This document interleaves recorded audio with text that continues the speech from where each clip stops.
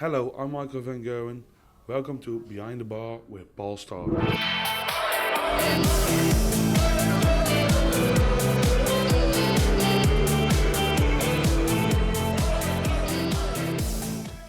Behind the Bar, Paul Starr, brought to you by William Hill, the proud sponsor of the World Darts Championship. The World Series of Darts finals took place last weekend, and Michael van Gerwen has landed his third successive TV event with a fantastic 11-10 win against Peter Snakebite Wright in the final. He had to win the last couple of legs. He made it 10 over 1-2-9 check and then finishes the job with an 11 dart leg. On the day, he beat Barney, cracking match out in the quarter-final. His average was 106.42. In the semi-final, 108 average, beating Adrian Lewis and, of course, Peter in the final. The amazing thing about Michael is that in the last few weeks, he's played a European Championship final 10-7 down against the Flying Scotsman, Gary Anderson. Had to win the last four legs, and he done it. Then in the Grand Slam of darts, he's 7-3 down. Looked like he's going to go 8-3 down against Phil Taylor. He didn't. And of course, he landed that trophy. And then, of course, the World Series. So Michael van Gerwen absolutely flying as we look ahead to this weekend in Butlin's Minehead. It's the Players' Championship, Friday, Saturday and Sunday. Absolute mayhem down there. What a tournament that is. Let's have a quick look at the betting. There's no surprise. Michael van Gerwen is now into 6-4. 6-4, Michael van Gerwen. Phil Taylor, 6-1. I can't believe I'm seeing it, 6-1. I think part of the reason, of course, he is drawn Gary Anderson, last year's champion. Gary's 8-1 because they played each other in the first round on the Friday evening. What an occasion that's going to be. Having a look at some of the other odds of interest. AD Lewis, he's 9-1. Of course, he won the UK Open down there last year, so he knows how to win on that stage. Peter Snakebite Wright playing fantastic with those new darts. He's 9-1. Then a bit of a gap. Michael Smith, Bully Boy, 18-1. Barney at 20-1. Chizzy 25-1, of course. Yeah. 9-darter a couple of weeks ago in the Grand Slam of Darts. Wadey at 25-1. That might be big. Terry Jenkins, he's a crowd favourite down there at Butlin's at 50-1. And how about a bit of outside value? Vincent van der Voort at 100-1. That's Butlin's, that's the Players' Championship this weekend. At an exhibition last weekend in Swanage, I was happy to catch up with the former world champion, Steve the Bronze Adonis Beaton. And he spoke about running into Michael van Gerwen in the Grand Slam of Darts and looked ahead to this week's Butlin's Players' Championship. So Steve, Grand Slam of Darts, you got through the group stage and ran into a bit of a formidable force, really, Michael van Gerwen. Same as usual, Michael. You know what you're up against. So I tried to play my best game, and fortunately, it wasn't good enough. But he is playing well. At the time, it's you have to. I thought drawing Phil was worse, but Michael definitely played well that week. Yeah, superb, because he went on to lift the trophy. Now, Butlin's next weekend starts off, of course, on Friday. Peter Wright, that's a tough opening. Well, we can actually go down his house and play actually because we're neighbours now. So right, okay. I don't know why we're going all the way across the Minehead, but but it's only 6 legs. Well, not 6 legs, first to 6. It's a short format, so I'm hoping to get in early and hopefully win, and then the winner plays Brendan, or I can't remember if it's Brendan or somebody else, but it's wide open then. Yeah. So it's going to be one of them games at the beginning. Best of 11, yeah. Anyone's game. Do you like the Butlins? To sort of, the UK Opens there as well as the Players' Championship. Do you like the area? Obviously, it's a big, wide open sort of in the big. I like the Players one there because it's all on the stage. Yeah. The UK Open, I think, is being spoilt really by playing there. Yeah. I mean, when we used to play at Bolton, we were all in the same room, so you could watch all the other games. I mean, when we play the UK Open there, we're all in separate rooms. So I don't really enjoy that as much. But the Players one's great because we're all on one stage and everybody's watching one game. Great to catch up with the Bronze Adonis. He was on great form down there in Swanage at a darts exhibition. And now, ladies and gentlemen, it's time for the BDO Beat. And look who we've been joined by, no other than the main man himself, Mr. Bobby George. How you doing, Bobby? Still here. You're still there. Up there at George Hall's by the looks. Yeah, I'm at George Hall, that's it, mate. Lovely. Yeah. I hear Scott Mitchell, he took part in the fishing tournament a couple of weeks ago, and I heard a little rumour he'd been practising with yourself, was it? Was it Scott, or was it Rod Harrington? No, it was Steve Davis. Steve Davis, yeah, of course, yeah. Did you give him any tips, Bobby?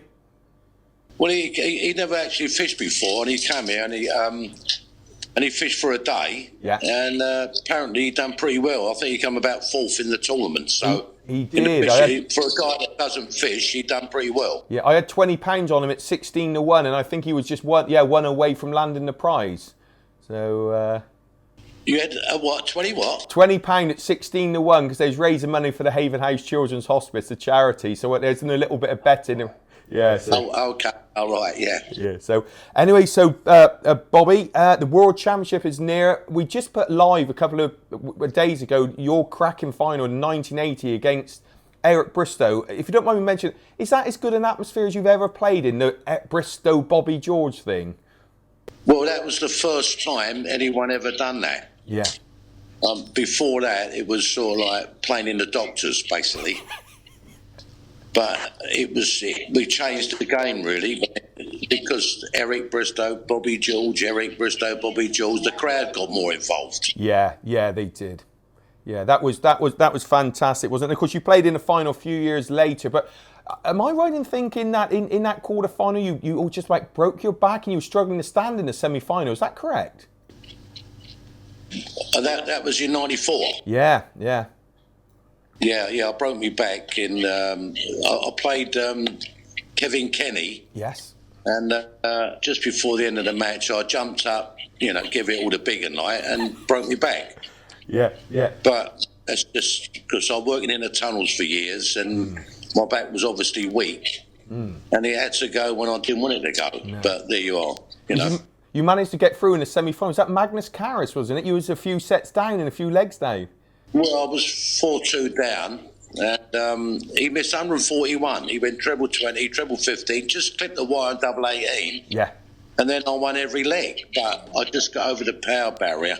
Yeah. But they made me a corset. I had a corset on, so it held me back. But yeah. That's one of them things, Yeah, but at least you appeared. appeared. And the final was the next day.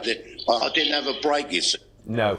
And I had to go on, and I played all right against I had a shot before him, basically every leg, but I couldn't move my body to go for double 16s or double 10s. If I went back and I could change time, I'd probably go for double top all the time. Yeah. Because I was scoring well, but I couldn't move my body. But anyway, I saved darts that day.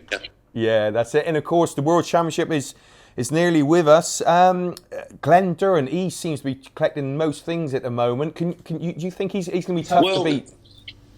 Well, Duran, he's number one, obviously, in the BDO, but he's playing He's playing Dean Reynolds from Wales. Good player. So he's got a tough match on. Yeah. You still got to beat everyone that's in front of you to become world champion. Of course. And some players do it on the circuit, but when it comes to when he should do it, he doesn't do it. Yeah. So you never know. Obviously there's Martin Adams, old timer, he's still going. There's Scotty Mitchell, world champion, but been busy on the circuit. Yeah. And then you've got Scott Waits. No one's mentioned Scott Waits because he had an operation on his arm. Yeah. And he's gone quiet, but he's a dangerous player. A very, very good player. Very, very dangerous. I think Scotty Waits got to the final. And Gert de Vos from Belgium, he's playing well as well. He's a good outside bet. Yeah, he had a fantastic. Wayne Mardell said exactly the same thing because he had a fantastic average in the Grand Slam of darts, didn't he?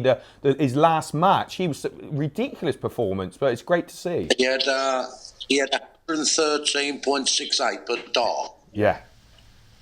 But that's only 5 legs. He won 5 legs, so it's like more or less not quite 2 sets. But if he kept that up, obviously he'll win it. Yeah. And we'll have the joys of we'll be seeing you. You'll be doing your usual coverage up there at the venue. Yeah, I'll be telling all the liars. I'll be telling liars, Brilliant. You said about Scott Mitchell. I think he got to the final of the Sun Parks Masters. Lost to a gentleman called Jordi Muist. Have you ever heard of this gentleman? He lost 3-0 in the final at the weekend.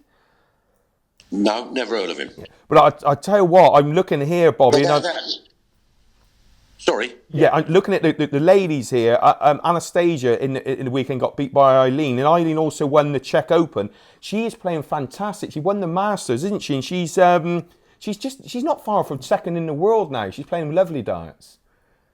The thing is, when you come to Lakeside, it's different format for the Yeah. ladies as well. Yeah. You've got all the cameras, you've got the crowd, you've got the occasion.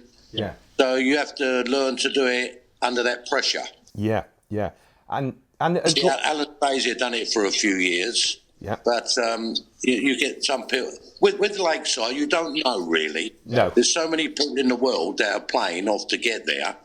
You get a new name and you don't know how they're going to perform. No. So big crowds, but no bigger than when you won the News of the World those couple of years. That was a tournament, wasn't it? Well, that's quite a tough tournament, News of the World. Yeah. It was in the AGB.